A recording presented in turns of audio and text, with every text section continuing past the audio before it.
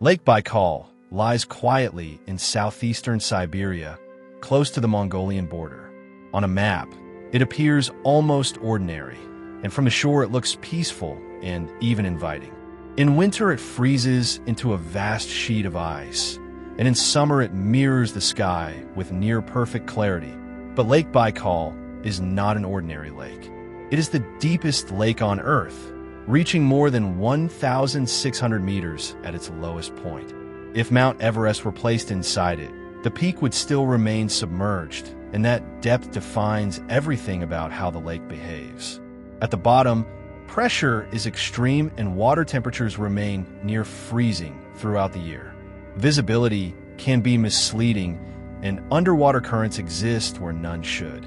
Beneath the lake runs an active continental rift, meaning the ground itself is slowly pulling apart. Lake Baikal is not simply holding water, it sits on a geological wound. The lake contains nearly 20% of the planet's unfrozen freshwater, and its water is ancient, estimated to be more than 25 million years old. In winter, the ice becomes thick enough to support vehicles, and roads appear where water should be. People walk, fish, and camp on it, but Baikal does not freeze like other lakes. Temperature shifts, seismic movement, and internal pressure keep the ice under constant stress. In summer, the danger takes a different form. The water temperature rarely rises above 10 degrees Celsius, and cold shock can overwhelm a person within seconds, making breathing erratic and movement nearly impossible. Below the surface, light fades quickly, orientation becomes difficult, and even experienced divers report confusion. Compasses can behave unpredictably, and sound travels in unnatural ways. Despite this, the lake continues to be underestimated. Fishermen travel alone. Drivers take shortcuts across frozen sections. Tourists follow old tracks without knowing when they were last safe. And research equipment occasionally stops transmitting without clear explanation. When something does happen, it happens quickly. What makes Lake Baikal unsettling is not simply that people die there, because many environments are dangerous. What sets Baikal apart is how consistently indifferent it is. Survivors often describe the same experience, explaining that they followed rules, trusted conditions, and made no obvious mistakes, and then, without warning, the lake changed. Bodies are sometimes recovered days later, sometimes months later, and sometimes not at all. Vehicles sink vertically into depths beyond practical recovery, and search efforts are limited by weather, ice conditions, and the sheer scale of the lake. Some areas are approached with hesitation even by experienced teams. Official explanations usually exist, such as ice failure, hypothermia, disorientation, or equipment malfunction, and each explanation makes sense on its own. Yet Lake Baikal is rarely treated as a mystery. There are no warnings listing past incidents, no widespread restrictions, and no acknowledgement that certain areas behave unpredictably and life around the lake continues as normal. From a distance, Baikal looks calm and understood, but up close it feels different. The silence feels heavier, the space feels wider, and the ice feels alive beneath your feet. People who spend time there often describe the same feeling afterward. Not fear and not the sense of being watched, but a quiet awareness of how small they felt. Lake Baikal does not need myths to be dangerous. Its depth, age, and geography are enough, and the danger was always there long before anyone disappeared. It was not hidden, it was ignored. Winter at Lake Baikal does not arrive slowly, and when it settles, it takes control. Temperatures drop far below freezing and remain there. Wind strips heat from exposed skin in seconds. Snow hardens into dense layers, and the surface of the lake begins to freeze. From the shore, it looks familiar as water stills and ice forms, gradually thickening enough to carry weight.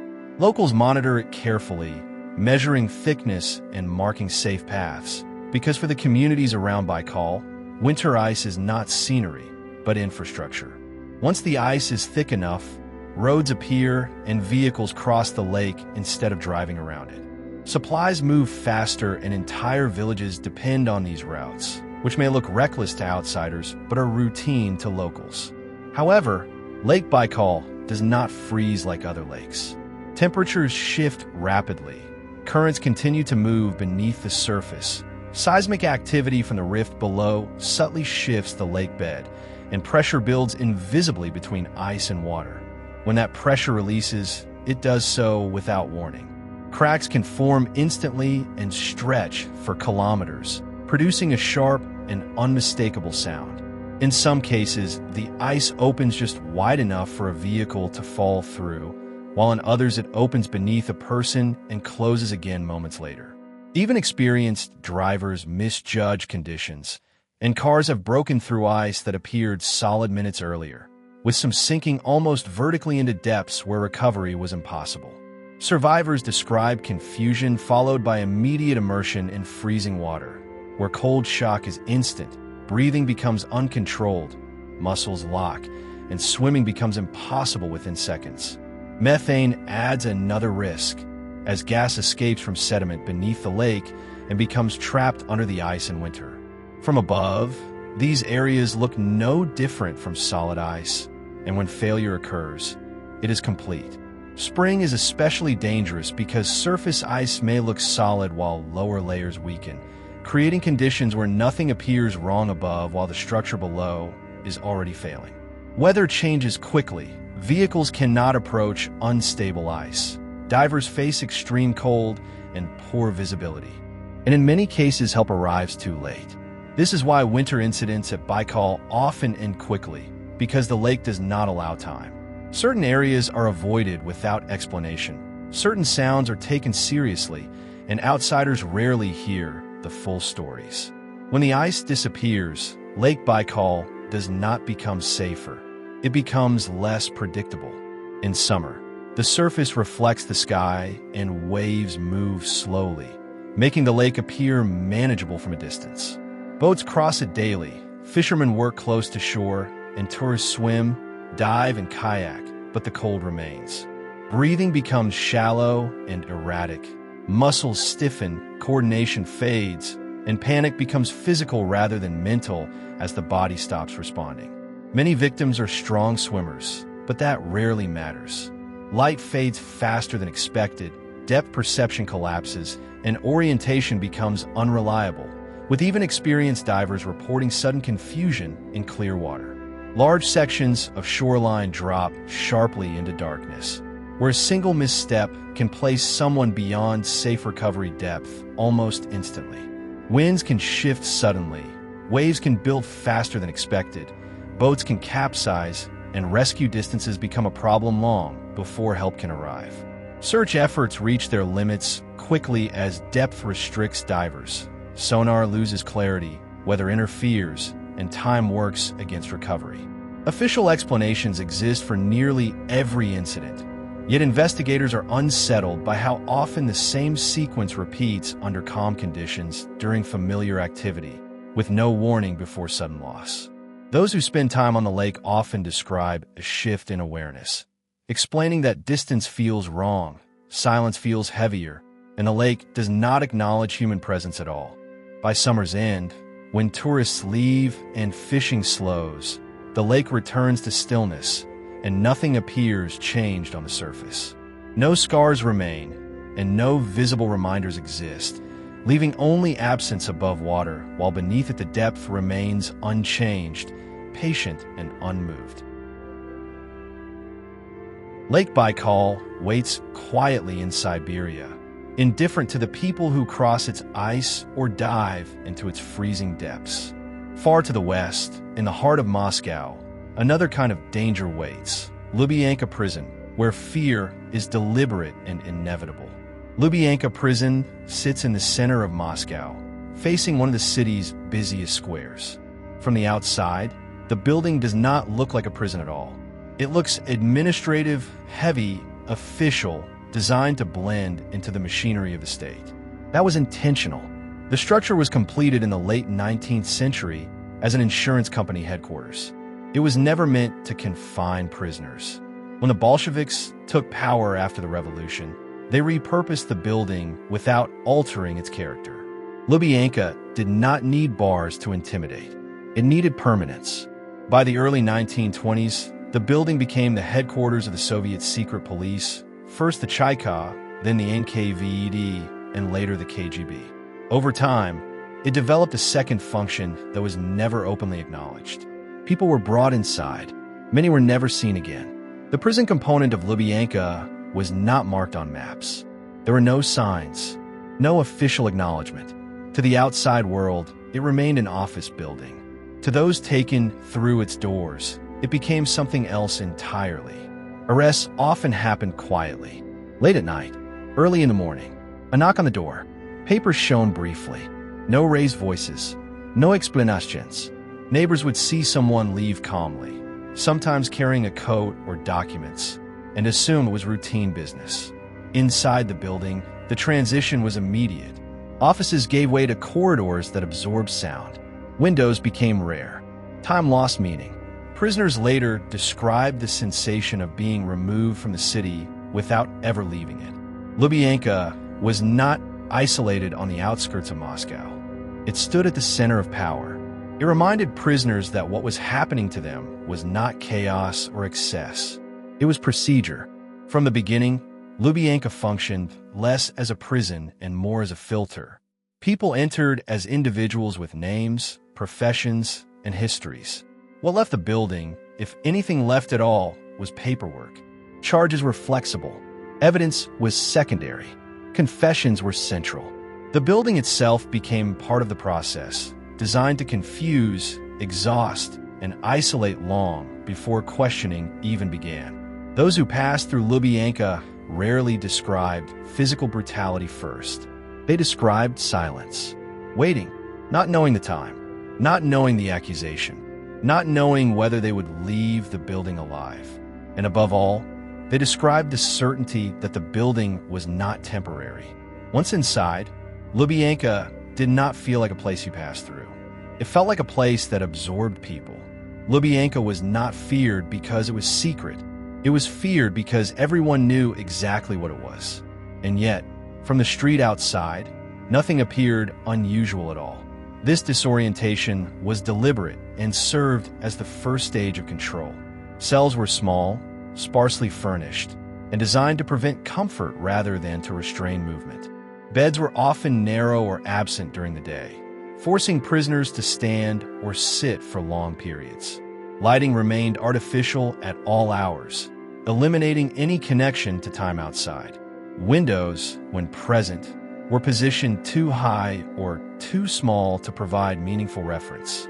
Silence was enforced inconsistently, which made it more effective. At times, complete quiet prevailed, broken only by distant footsteps or the closing of doors.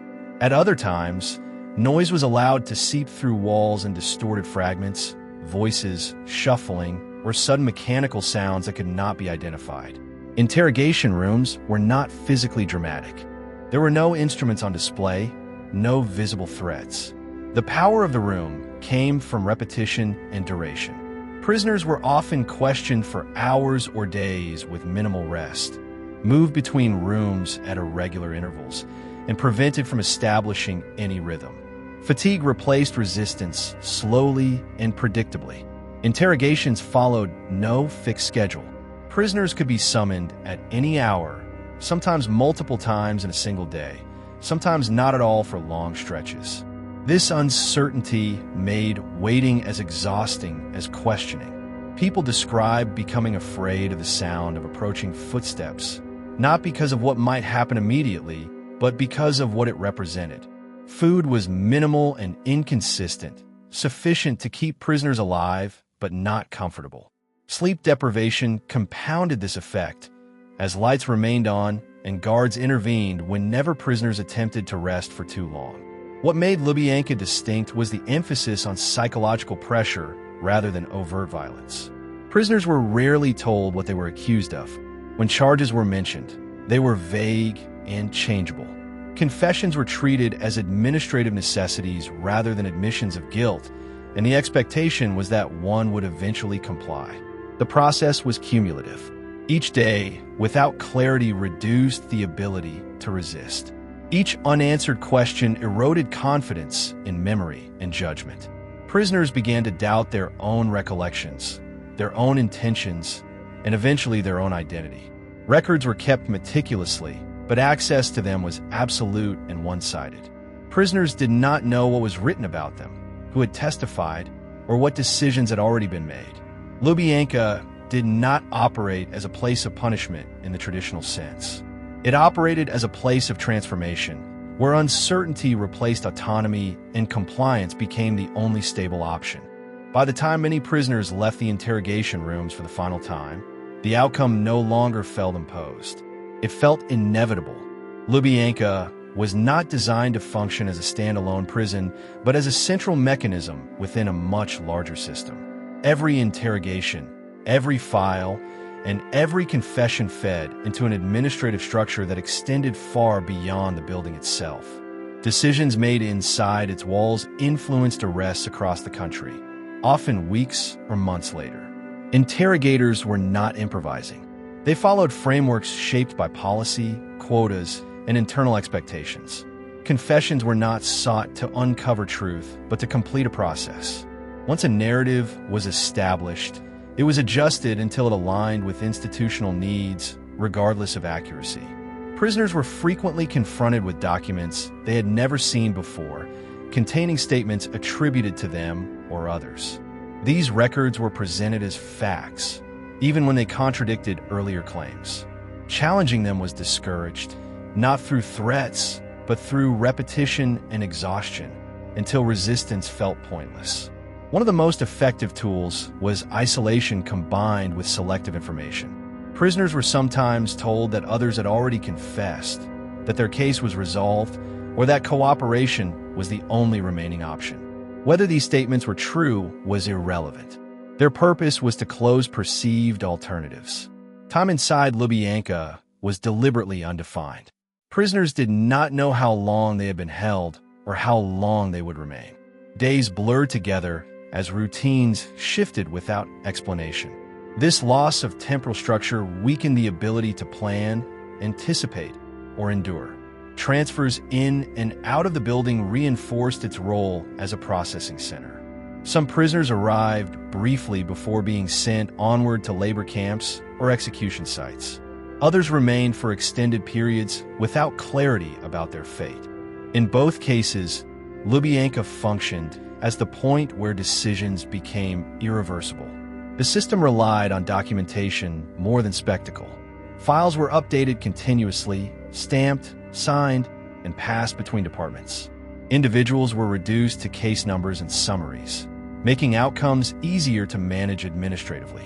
Responsibility was distributed so widely that no single participant felt accountable for the result.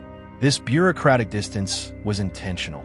It allowed the system to operate efficiently while minimizing personal hesitation. Interrogators focused on completion. Clerks focused on accuracy. Guards focused on procedure. Each role was narrow, and within that narrowness, harm became routine. Prisoners sensed this structure even if they could not see it. Many described the realization that they were not negotiating with a person but interacting with a process. Appeals, explanations, and logic failed because they were irrelevant to the mechanism at work. Once a confession was signed, its contents mattered less than its existence. Retractions were ignored. Corrections were recorded but dismissed. The document had fulfilled its function by confirming compliance, not truth. Lubyanka's power did not come from brutality alone, but from inevitability. The system moved forward regardless of individual actions, absorbing resistance without slowing. For those inside, the realization was gradual but unmistakable. The building did not decide guilt. It finalized it. What made Lubyanka especially enduring was that its influence did not end when a prisoner left the building. The paperwork generated inside it followed people long after release, shaping how they were treated, where they could live, and whether they could ever fully re-enter public life. A case resolved on paper was never truly closed.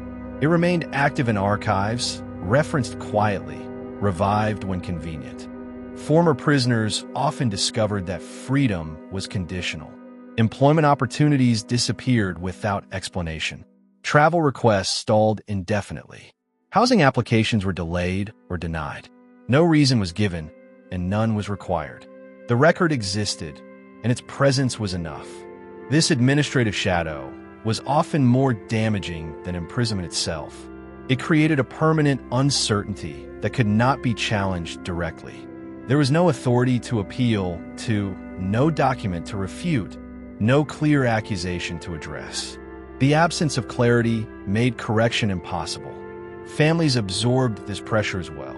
Relatives learned quickly which questions not to ask and which names not to mention. Conversations narrowed. Social circles contracted. People adjusted not because they were instructed to, but because experience taught them the boundaries. Lubyanka's records became a form of social memory, one that outlived the individuals who created it. Clerks changed. Administrators retired. Political language shifted. The files remained. They were reorganized, relabeled, sometimes partially erased, but never fully removed from relevance. In later years, when archives were selectively opened, historians encountered this legacy firsthand. Files contradicted one another. Confessions conflicted with timelines. Charges were vague or internally inconsistent. Yet the outcomes were definitive. Sentences had been carried out. Lies had been redirected or erased. The paperwork had done its work regardless of its accuracy. This revealed a deeper truth about the system. Lubyanka did not operate on certainty. It operated on momentum. Once a case began moving, stopping it required intervention from outside the structure, and such intervention was rare. Inertia favored continuation. This also explains why fear associated with the building persisted even during periods of political thaw. The architecture of control remained intact. Practices were softened, language was adjusted, but the underlying mechanism was unchanged. People understood that the system could reactivate quickly because it never truly shut down. Those who worked inside the building experienced this continuity differently. Many described their roles as technical rather than moral. They processed information, followed instructions, met targets. Distance from outcomes was reinforced institutionally. Reflection was unnecessary and often discouraged. Over time, this normalization blurred boundaries between legality and legitimacy. Actions were considered acceptable not because they were just, but because they were standard. Repetition replaced evaluation. Procedure replaced judgment. This environment produced a specific kind of authority. Not charismatic, not ideological, administrative. Power expressed through forms, schedules, and approvals rather than speeches or force. It was quiet, persistent, and difficult to confront directly. Lubyanka symbolized this authority precisely because it was unremarkable in operation. There were no grand rituals, no dramatic declarations, just a steady flow of people entering, being processed, and exiting into different futures. The absence of spectacle made resistance harder to sustain. Without clear moments of outrage, opposition fragmented. People adapted individually rather than collectively. Survival became personal rather than political. Even after the most intense periods passed, the building retained its gravity. Employees spoke of it carefully. Visitors noticed the atmosphere immediately. It was not fear in the theatrical sense, but a weight created by accumulated outcomes, by decisions made repeatedly without reversal. Lubyanka did not rely on secrecy alone. Its power came from familiarity. Everyone knew what it was for. Everyone understood what entry implied. That shared understanding reduced the need for explanation or enforcement. By the time someone reached its doors, the process had already begun elsewhere. Surveillance, suspicion, documentation, and categorization preceded physical detention. The building simply concentrated these forces into one location, where resolution became unavoidable. This is why Lubyanka remains difficult to separate from the system that created it.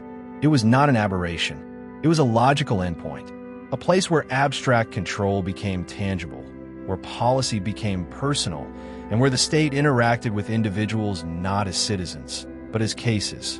And for most who passed through it, the most unsettling realization was not what happened inside, but how smoothly it fit into everything else. Lubyanka still matters because it represents a system that does not require violence to function, only continuity. The building stands as a reminder that control can be maintained through routine, documentation, and quiet compliance rather than spectacle. Its history shows how institutions outlive the ideologies that create them. Even after political shifts and public reassessments, the structure of authority that Lubyanka embodied did not vanish. Procedures changed, language softened, and visibility decreased, but the core logic remained recognizable. Systems built on classification and administrative distance adapt easily, because they depend on process rather than belief. Physical spaces carry memory in ways laws and speeches do not. Lubyanka's presence in the center of Moscow is not symbolic by accident. It reflects how power prefers proximity to normal life rather than separation from it. The building does not dominate the skyline, yet it is impossible to ignore once its history is known. What makes Lubyanka unsettling is not what it was, but how ordinary its operation became. It demonstrates how harm can be organized efficiently when responsibility is divided and outcomes are abstracted. No single action appears extreme, yet the cumulative effect is irreversible.